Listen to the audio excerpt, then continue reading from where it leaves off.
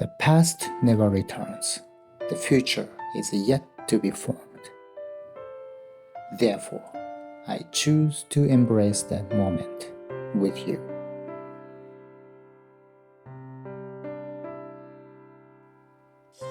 Hello everyone. In today's video, we'll be exploring how Zen Rikyu, known as the father of peace ceremony, interacted with Zen, and how his works and thoughts influenced people of his time. After watching this video, you will gain a deeper understanding of the intricate relationship between Zen philosophy and the traditional Japanese tea ceremony, as well as how Zen Rikyu's philosophy left a profound impact on not only tea ceremony, but also on Japanese aesthetics and culture as a whole. In this channel, we will learn together about Zen philosophy, related history, and notable figures. If you find it interesting, please do hit the like button and subscribe to this channel. And join our thriving community exploring the depth of Zen wisdom and uncovering hidden gems from history. So now, let's get started. In the tumultuous period from Sengoku to Azuchi Momoyama era in Japan, when samurai battles were taking place all over the country, a man appeared. His name is Senno Rikyu. During his lifetime from 1522 to 1591, Rikyu made significant contributions in spreading wabi-cha, the traditional Japanese tea ceremony that values wabi-sabi, translated as simplicity and frugality, over grandeur and ostentation, and is widely known as a great master of the tea ceremony. His life story begins in Sakai, a prosperous port city in Osaka. Sakai was one of the most international cities in Japan at the time, and Rikyu's father was a thriving merchant there. While Rikyu himself helped with his father's business, he developed a deep interest in the tea ceremony from an early age and pursued it. In Japan at that time, tea ceremonies were already accepted as social occasions by people of various social strata. The seed that opened the path to the tea ceremony in young Rikyu's heart was sown by the influence of Jo Takeno, a prominent figure and tea master in Sakai. At the time, tea ceremonies often based on the Song and Ming tea culture in what is now China, which was conducted in a gorgeous and dazzling atmosphere. But Jo-o was the opposite, expressing a wabi-cha style that was more frugal, quiet, and focused on feeling the changes of nature and the seasons. In the turbulent world of the Sengoku period, Rikyu was deeply struck by the philosophy that sought peace and tranquility. And he went on to pursue the path of the tea ceremony according to the spirit of wabi-cha. In these turbulent times, Rikyu's tea ceremony style, which expressed harmony, coincided with the wishes of those who longed for peaceful days. And his name as a tea master became widely known throughout the country in an instant. His fame reached the ears of the feudal lords Oda Nobunaga and his vassal Toyotomi Hideyoshi, who were aiming to unify Japan at that time. Tea ceremonies were used as important occasions to show the symbol of power for the feudal lords who were aiming for unification. And Nobunaga and Hideyoshi wanted to use Rikyu's power as a tea master to demonstrate their strong influence nationwide. And they welcomed Rikyu as a very high-ranking vassal. At the grand tea ceremony held at Kitano Tenmangu Shrine in Kyoto in 1587, after Hideyoshi had almost unified the whole country, tea masters were gathered from all over the country. Rikyu was in charge of running the tea ceremony and demonstrated his exceptional skill and coordination abilities.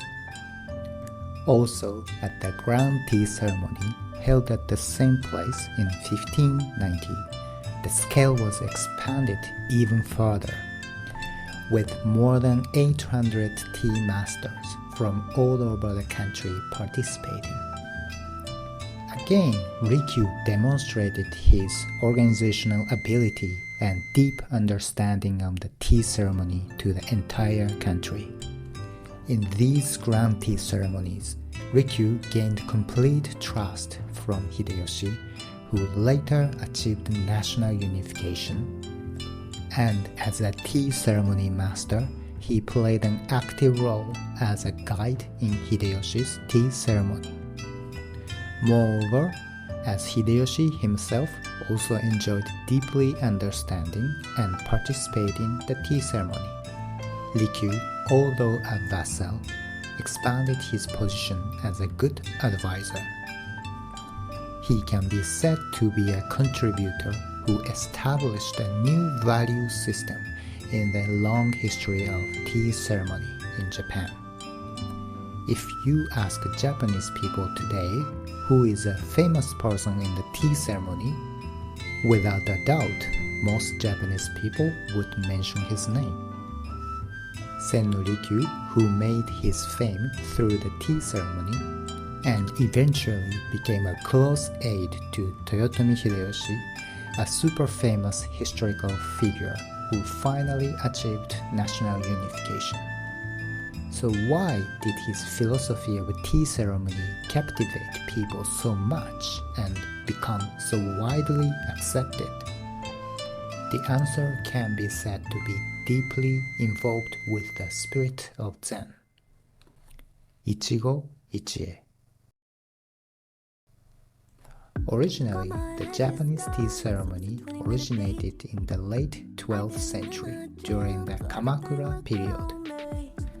Zen monks Eisai and Dogen from Japan at the time brought back teaching of Zen along with tea from China.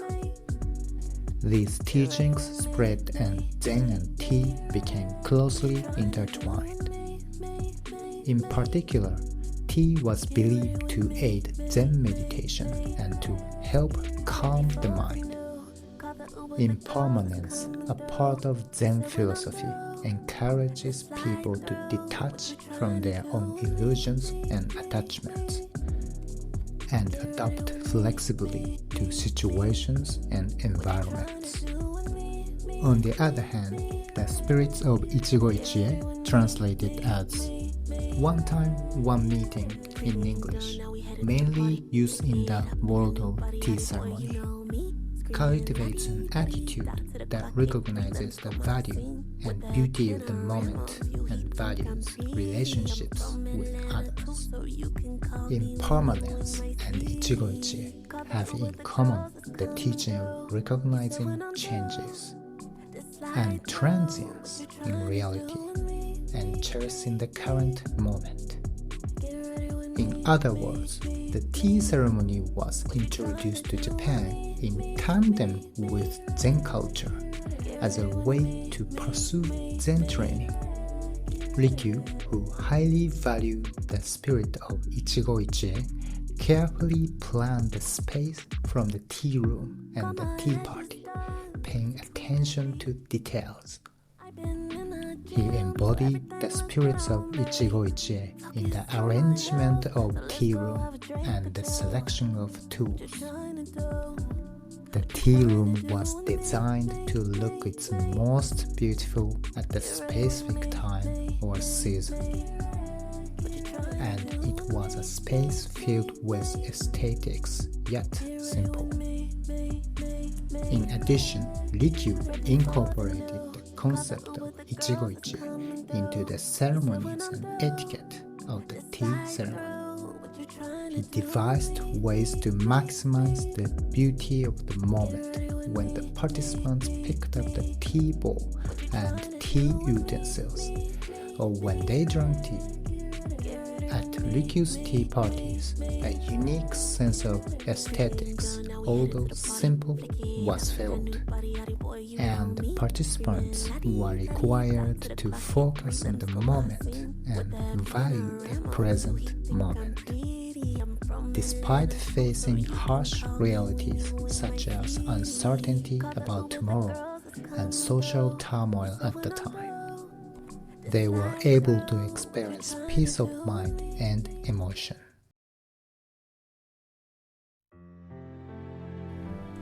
As mentioned earlier, Ichi-go Ichi-e is a thought based on Zen philosophy.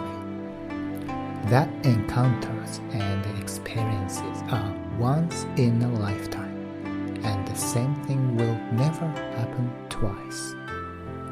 As the Zen teaching Impermanence suggests, all phenomena are always changing, and there's nothing that is immutable. This is the same for each moment in our lives.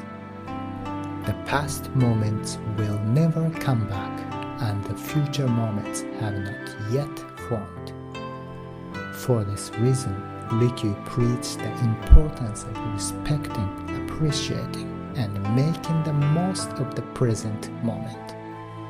This philosophy resonates with those of us living in a busy modern society.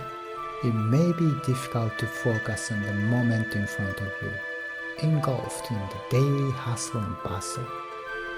However, if we keep the spirits of Ichi-go Ichi-e in mind and have a consciousness of valuing each moment, even the small moments in daily life can become irreplaceable experiences and opportunities to deepen personal growth and connections with others. It encourages you to face your inner self and connect with the world beyond yourself. As a result, we may be able to notice the small miracles in our daily lives and recognize the richness of life. How can you approach the people and situations you will meet today or tomorrow? With the spirits of cherishing each encounter as a unique and fleeting moment. How can you influence the people and environment around you by practicing the spirit of Ichi-go Ichi-e in your life? Having your own thoughts about Ichi-go Ichi-e and incorporating them into your life will enable you to deepen the spirit of respect and gratitude for each moment. This is exactly the path to enhancing peaceful mind within yourself. Okay, that is all for today. If you enjoyed this video, please like and subscribe to this channel before you lose track of which channel it is. And I would appreciate it if you could share what you felt or thought about this video in the comments section. Thank you for watching, and see you next time.